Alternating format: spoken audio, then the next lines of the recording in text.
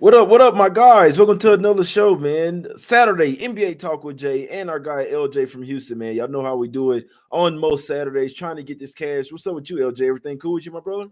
Yes, sir, J Money. Everything is perfect, my guy. Living life. God blessed to live another day, and always enjoy coming on the show with you, man. Talking basketball. See if we can get some money for the people. So let's go and make it happen. Nah, that's a fact, man. We appreciate you coming on. Make sure y'all go check him out as well at LJ Sports Media as well, man. Go check him out, Twitter, YouTube, all that good stuff, man. My guy does some great work. We appreciate him having them on from coming on the show as well. But as always, we're not here to waste your time, so let's try to get into it today. Let's go over here. First game up is going to the streets of Utah in this one. Jazz getting 9 points at the house versus the Knicks in this one. Spread actually coming down to 8.5. Doesn't really make sense to me. I really want no parts of the Jazz this year as well. This is another team that I did take some win total under, so I'm rooting for them basically to lose every single game. So anytime they lose, I will be happy that the Jazz, and then the last game as well, they can get up by 20 points, LJ, and still end up losing to the Spurs now with no Wemby, no Vassell, no Sohan as well. 3 key players for the Spurs. Jazz pissed away their lead, man. So I'm starting to think they really want Cooper Flag over there. Still have some good players, have a great coach. They just don't put things together. What do you think about and they're coming off a 4-game road trip as well. What do you think about the Knicks in this particular spot? You think they can take care of business here? Yeah, they should take care of business, but I really don't want to trust the spread simply because this is only second game on the road versus the West versus the Knicks. So I really don't got a lot of sample size how they compete in this situation. But the fact that the Jazz are coming off a 4-game road trip, that's usually a phase spot, home team's first home game off of the road trip. Plus, the Jazz, the reason why they gave up their lead, man, they just give up too many turnovers, man. Facts. They're allowing 18 points off turnovers last 4 games on the road. They're bottom 5 in field goal percentage allowed. So they just give up points, man. That's just what needs to be said. As far as the Knicks, I'd rather trust their offense for its points because they have hit their team total 11-4 to their team total over on the season so far. So I think it's like an 118 and a half, maybe 119. I could take it to 120. Just because I think they can score. They hit their team total 5 out of the last 7 games. And like I mentioned, the Jazz give up points. So rather than trust the spread, the Knicks to cover 9, let's just take the points, man. They already been on the road. They played the Suns the last game 1. So I think they're comfortable to put up points instead of trying to cover the spread. So I trust the Knicks to get the team total over. That's a good look there as well. The Jazz defense has been absolutely trash there. That's not a bad look because you're staying away from the spread, some possibly fishy stuff. I was just telling my homie this yesterday, man. I feel like Friday, Saturday, and Sunday are some of the most skeptical days in the NBA. We saw it yesterday as well. 2 huge favorites. The Celtics land 16. Everybody was on them. They want no parts of covering that spread. You look at the Warriors as well, going up against the depleted Pelicans squad. Everyone's on the Warriors. They wanted no part in covering that spread. So just using what I've noticed, Friday, Saturday, and Sunday in the NBA are the most toughest days to try to find some great spots. I think it's more of like some sharp calls, or most of like the huge public sides usually don't cash, man. I don't know what it is.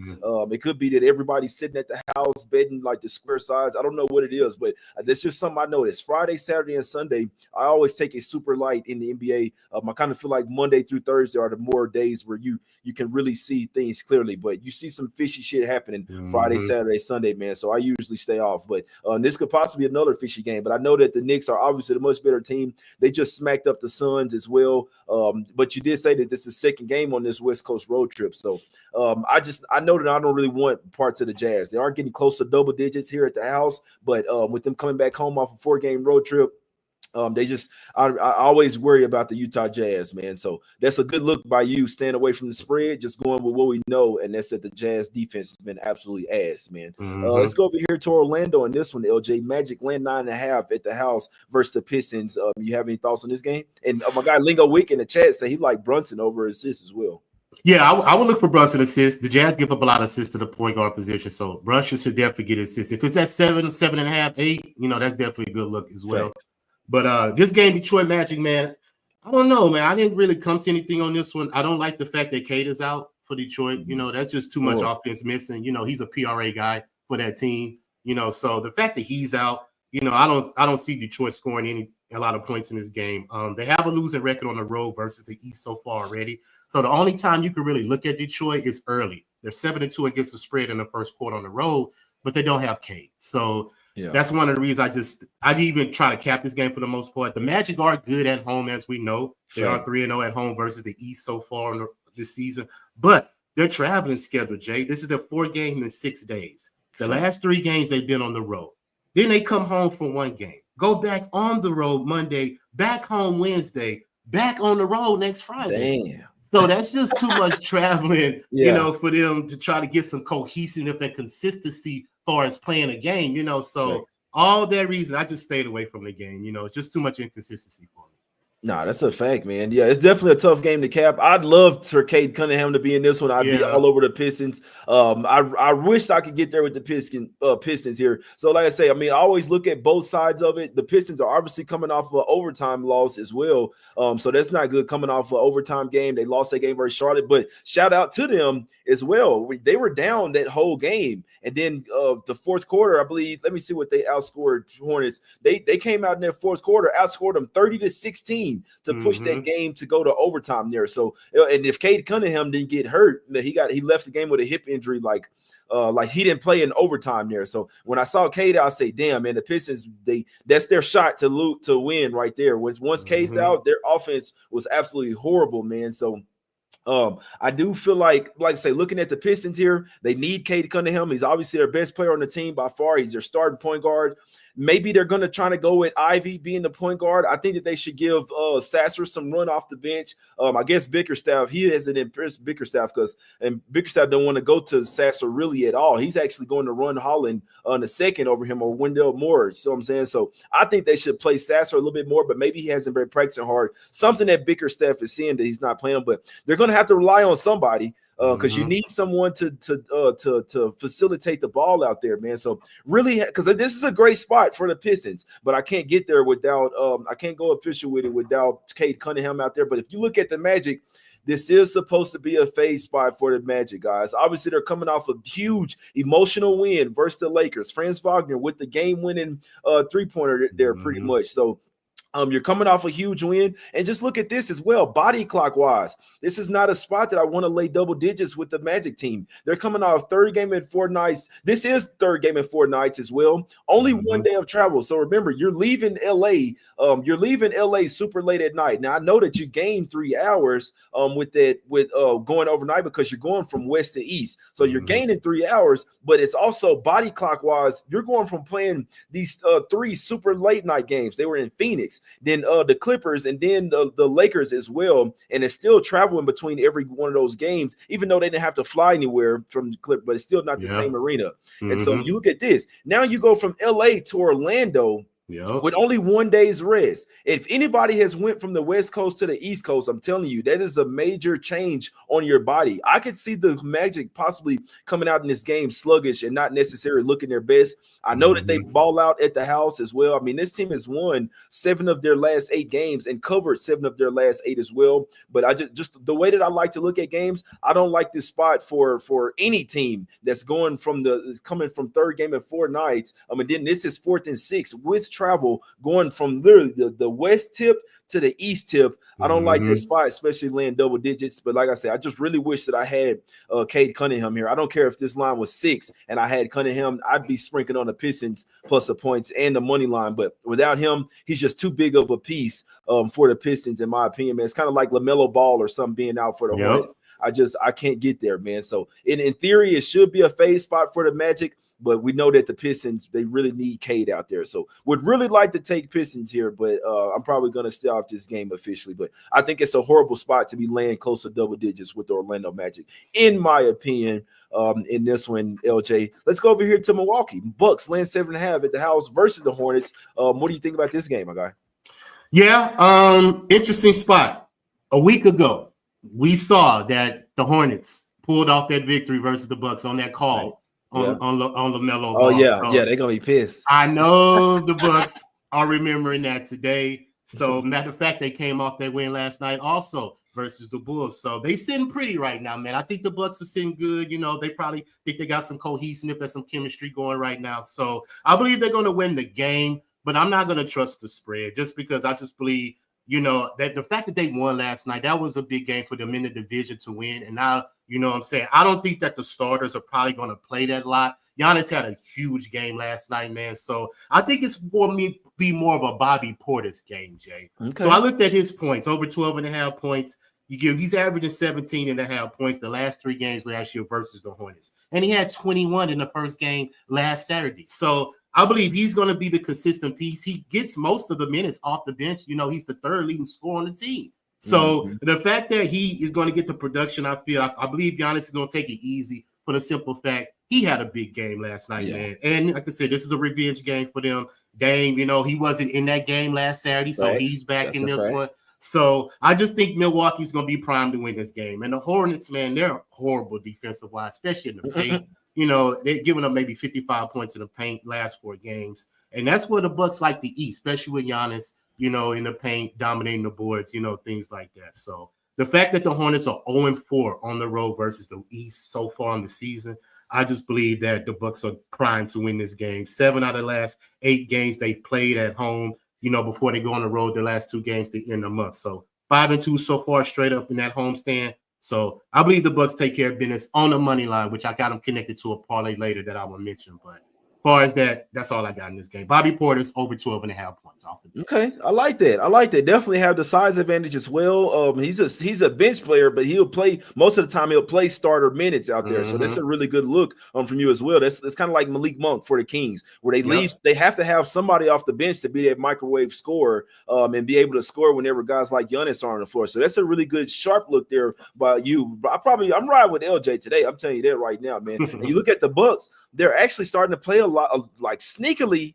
They're starting to creep back in there. 5-1 straight up last 6 games, man. Coming off a big spot versus the Pacers, a playoff revenge spot as well. 4th straight home game, hadn't had to leave anywhere. So this definitely could be a Bucks early and often spot. We know that they were pissed last game. They were pissed at the refs. Doc Rivers was pissed. Giannis was pissed. Everybody, they knew that wasn't a foul. Even though the league came out and admitted that there was not a foul on LaMelo on that last play. So this is definitely a nice revenge spot for the Bucks.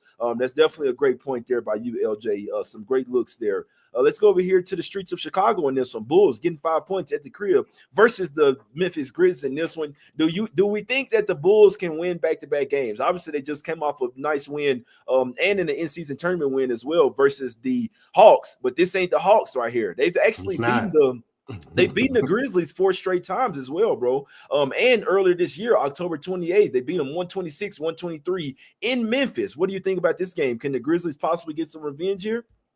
They possibly can, but it's just more about the Bulls' defense to me. On a back-to-back, I really don't trust their defense, coming on a back-to-back because they played hard last night. And the fact that they're 0-4 versus the West on the road so far, they haven't won a game versus the West so far. And they're better on the road than they are at home.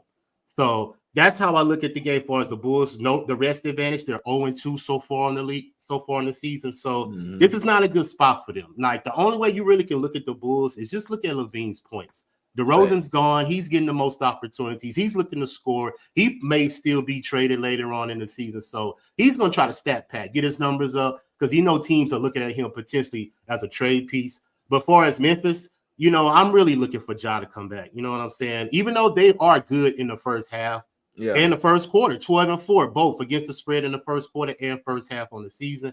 And they're putting up points, 11-5 to their team total over. And they're doing all this without Ja. So just imagine with Ja come back in that lineup. You get what I'm saying? So, but they've only played 2 games on the road versus the East so far. So that's not a lot of sample size for me to try to cap them to see if they can pull off this victory, even though they possibly can.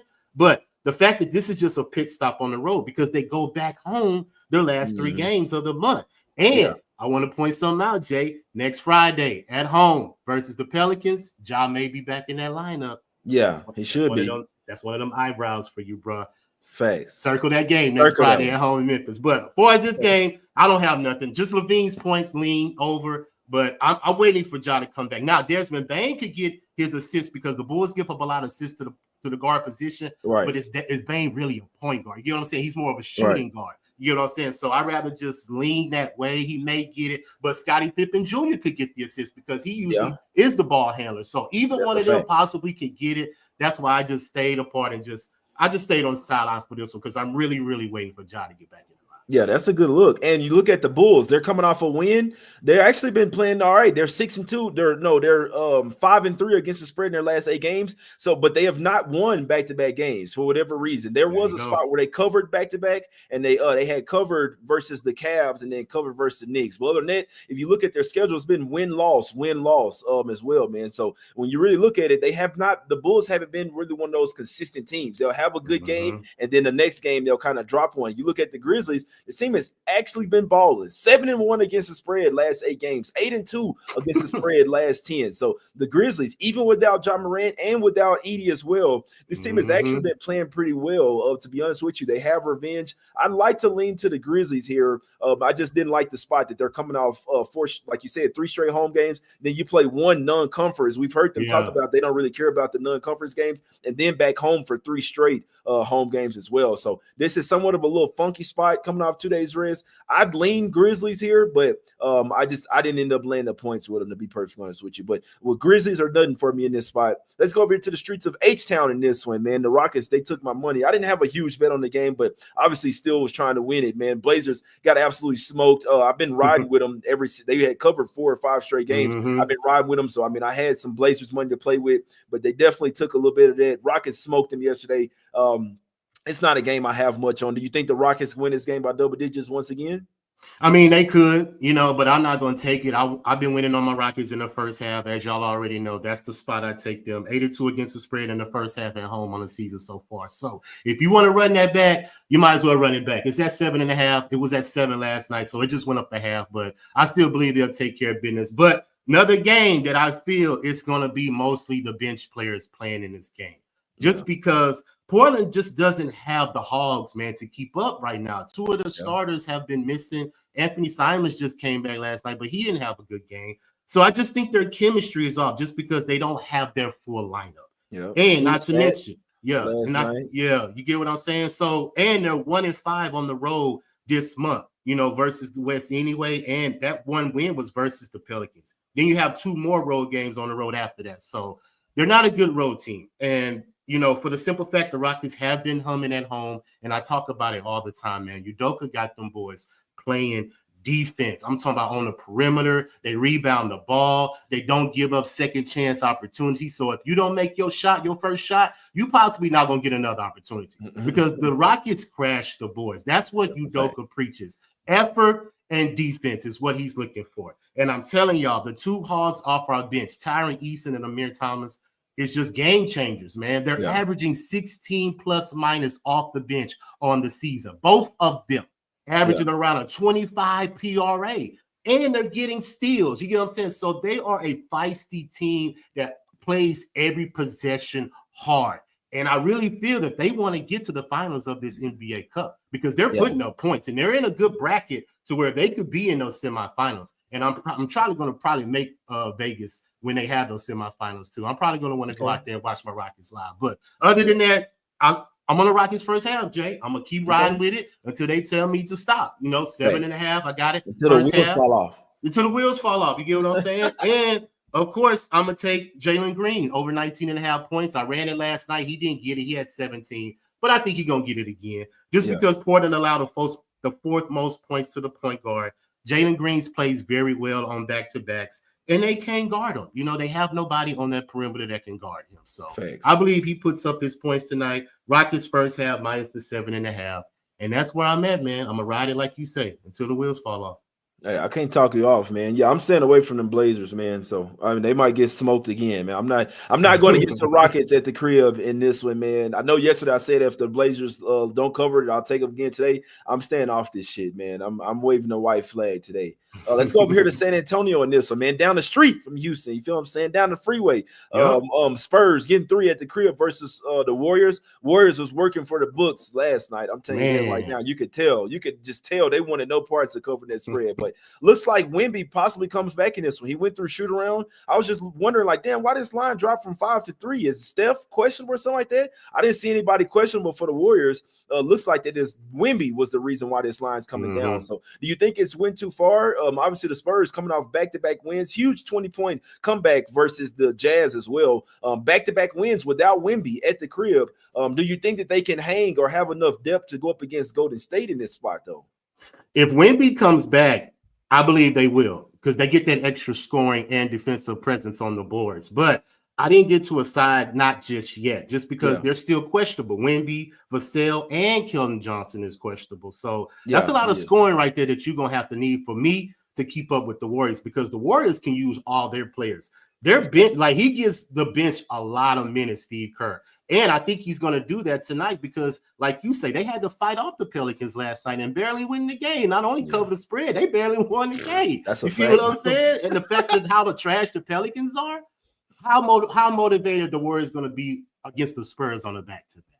You get what I'm saying? I think it's more about the bench play. Kuminga, Buddy Hield, you can look at their points, But if Steph does play, there's a three-piece parlay that I've been hitting 5 out of his last 6 games. If you take his rebounds down to 4, you take his 5+ assists, and you take his 4+ threes, that's a plus 135 parlay. And he's hit that 5 out of his last 6 games. So I'd rather just stick to that play for the fact that Steph Curry does most of the offensive production on the team.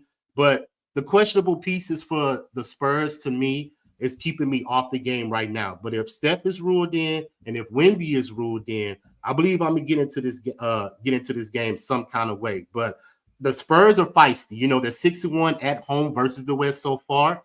And coming out of halftime, they're 12-4 against the spread in the third quarter. So they like to come out of the half real good and try to get up on these teams. But the Warriors are still 5-1 on the road versus the West as well. So both of these teams trend in this situation very well. Warriors 10-5 against the spread on the season. But until Wembley is ruled in and Steph is officially ruled in, I'm not going to get into this game yet.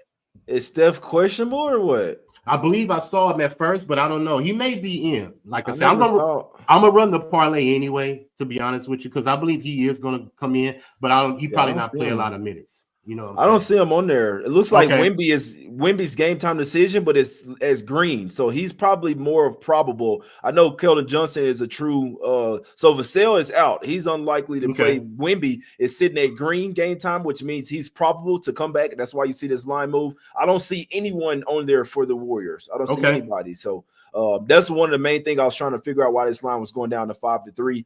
Like I said, I like the Spurs. They ball at the house. They play better. Getting Wemby back would be cool. But the Warriors are just a much deeper. I trust their bench a lot more. I like what the Spurs been doing. They've been playing some actually sneakily good defense as well. Got Chris Paul over there, but like I say, we know that the Warriors are the much deeper team. And if they were working for the books yesterday, it could be the opposite here today. Wemby comes back, the money come in on the Spurs, then the Warriors get the job done. So I do think that they're in a different tier than the Spurs. 3 seems kind of low. If everybody's playing for the Warriors, 3 seems pretty low in my opinion. Not far of travel. I'd actually lean to the Warriors in this game. I like the Spurs. I love what they're doing, but like I say, the Warriors are just a different beast out there, man.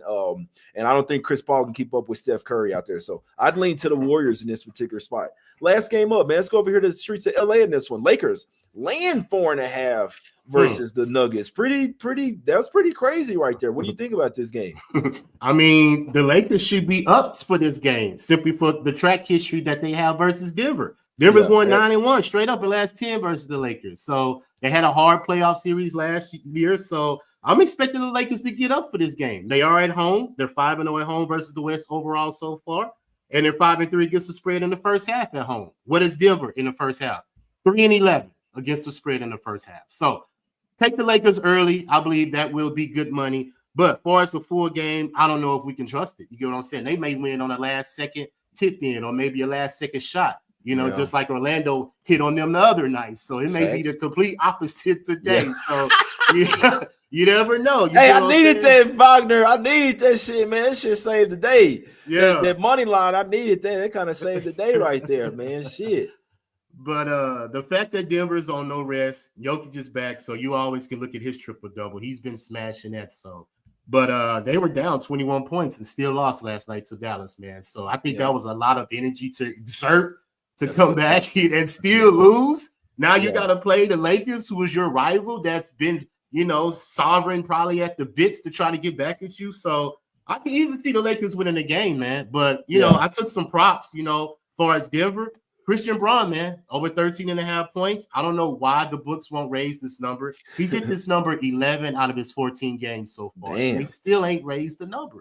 Yeah. So until they raise it, Jay, guess what we gonna keep doing? Keep taking it, because they're gonna have to do it eventually. So let's just keep the money while the books keep giving it to us.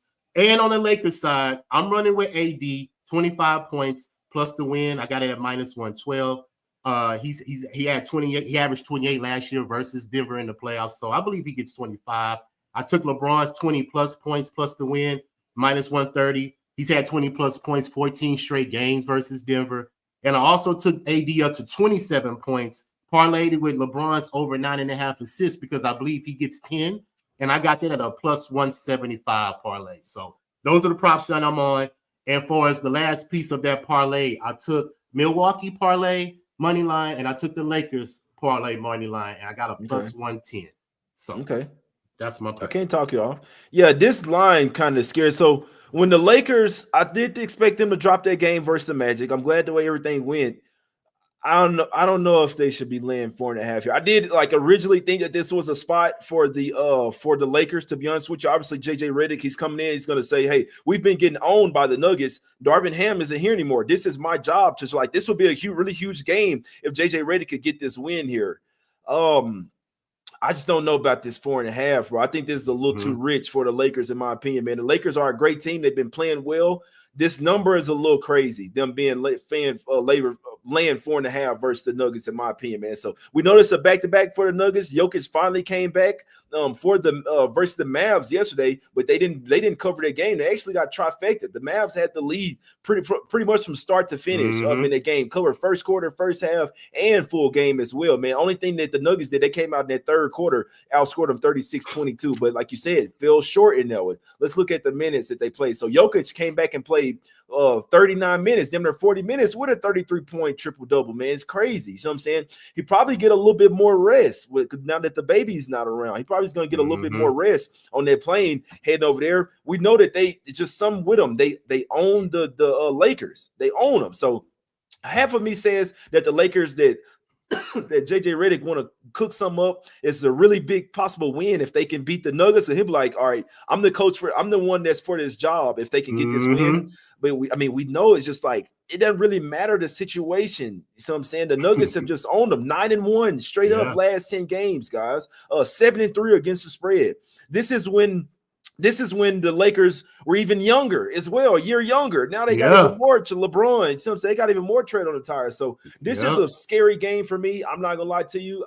I do think that the spot sets up well for the Lakers to win, but now I don't know, man. I just don't. That 4.5 kind of that's a little too many points for me, in my opinion, man. So definitely tough game. This is definitely a game that I want to watch to see how the Nuggets play in this game, because if the Lakers do win, like I said, this will be a huge win for JJ Redick motivationally. But I just know matchup wise, for whatever reason, the Nuggets always match up really well with these guys. Now they are still without Gordon. They could definitely miss him tonight because the Gordon and Jokic tandem always would kill the Lakers. Murray always plays well versus the Lakers. He's not playing so well this year. People are saying Murray washed out there. So you won't get the Gordon-Jokic tandem. And if Murray's not balling out, that's also going to hurt the Nuggets as well, man. So it's definitely a tough game for me. I'm staying off this game completely. Also, you got Westbrook coming back. I know that people aren't a fan of him. I know he be playing like ass sometimes.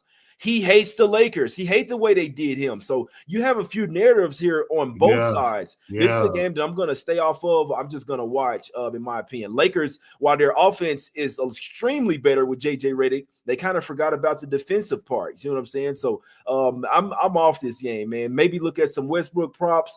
Maybe look at some AD props in this one, man. Obviously can never talk you off Jokic props, but really great game to watch. That 4.5 scares me, to be honest with you. But I guess the line is kind of telling us that it's a Lakers spot. But I just know watching that the Nuggets, they get up to play this team every single time, and they're coming off a loss as well. I'm off this game, LJ. But you got some really good looks today. I'm riding with LJ today. I'm not on anything officially today. This Saturday, this card is spooky as hell to me, man. So LJ, what do you have today, man? I'm riding with L Jizzle today. All right, man. First, these are my officials that I've already locked in. Knicks team total over 118.5 versus the Jazz. I just believe they're going to score. Don't trust the side too much.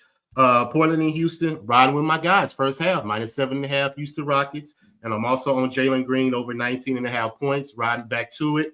Milwaukee and the Hornets, we're going with Bobby Portis over 12.5 points. I just believe he's going to get most of the minutes today, and they really don't need a lot of scoring from their starters today. And for as Denver and the Lakers, I got the Lakers money line, and I got props with AD 25 plus, LeBron 20 plus, and both of those plus to win. And I parlayed 27 points, AD plus 10 assists with LeBron as well. And I lean Brunson's assists as well versus the Knicks, but I didn't make that official.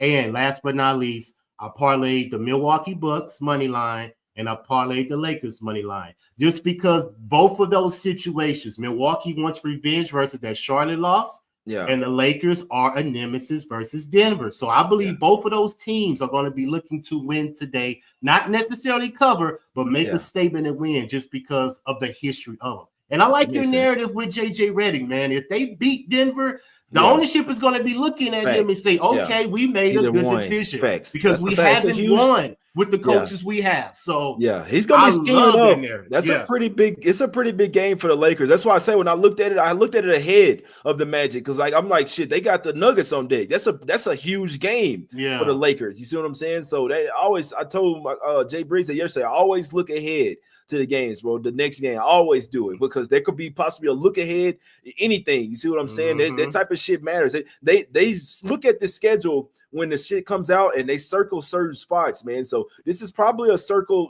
spot for the Lakers here. I couldn't talk y'all. That's why I say that 4.5 looks fishy, but it could possibly be the right side, especially with the Nuggets, like you said, having to come back from down 20. When you come all the way back and then don't win, it's like a huge blow. You see what I'm saying? It's almost like you lost the game twice because you were down big, did all this effort to come back and still barely lost. So it's definitely a tough one there. But I like your Portis look, to be honest with you, man. I think that Bobby Portis is a really great look. We know that the Bucks are going to be very motivated for this game. Last time they faced the Hornets, they lost on a BS last second call with LaMelo Ball in there. And so definitely they do get Nick Richards back as well, but I saw some pretty sharp guys taking Giannis under his points. So it could be a spot where Giannis goes under his points. Dame goes over his. Bobby Portis goes over his. Really could be a great look, to be honest with you. I really like that. What do you see Westbrook's rebounds assist at, LJ? I think somebody mentioned in the chat. I think Westbrook might be turned up for this. So even if the Nuggets lose, I mean, if they're getting blown out, Westbrook's definitely going to still be playing minutes here. But he's definitely going to be motivated. As much as JJ Redick is motivated to beat the Nuggets, that's how Westbrook's going to be motivated to come off the bench and have a good game for the Nuggets in this one as well, man. Also, these injury reports for some of these teams playing back-to-back, they're not announced yet. So in about 45 minutes, we're probably going to start getting some injury news as well. Let me just see here. I don't see his rebounds plus assists. I don't have it up. Oh, they scared. Yeah, they scared. They scared. Don't be scared. The boy is scared, man. So, but yeah, definitely looks like Wemby's in. But we're definitely gonna get some. You're definitely gonna see some more stuff come out through the day, especially with teams back to back. I don't even think they have to put their injury report out right now. So just keep an eye on that. And like I say, guys, Friday, Saturday, and Sundays are those the most spooky days in the NBA. So I always kind of take it light those days. Honestly, I looked at the card last night and I knew I wasn't going to have anything today. So I did the show with LJ because LJ always has some great looks. He always has some sharp calls, some props, first halves, all that good stuff, man. So shout out to LJ for coming on the show, giving us the looks. I'm going to be riding with LJ on his plays today, man. We appreciate you coming through. Make sure you guys are following him on Twitter as well, man. Everything. Follow him on Twitter, YouTube, all that good stuff, man. It's my guy LJ, real good, genuine guy. We ride with him today. We're cashing today with our brother LJ, man. It's all love. We hope y'all have a great day, great weekend, great holiday, all that good stuff, man. Y'all stay safe out there. Don't drink and drive. Drink plenty of water. You get your liquid IV, all that, so you're not too hungover, man. So I appreciate y'all for tuning in. Let's get this cash, baby. We out. It's Us Against the Bookies. Let's go. Rockets, baby.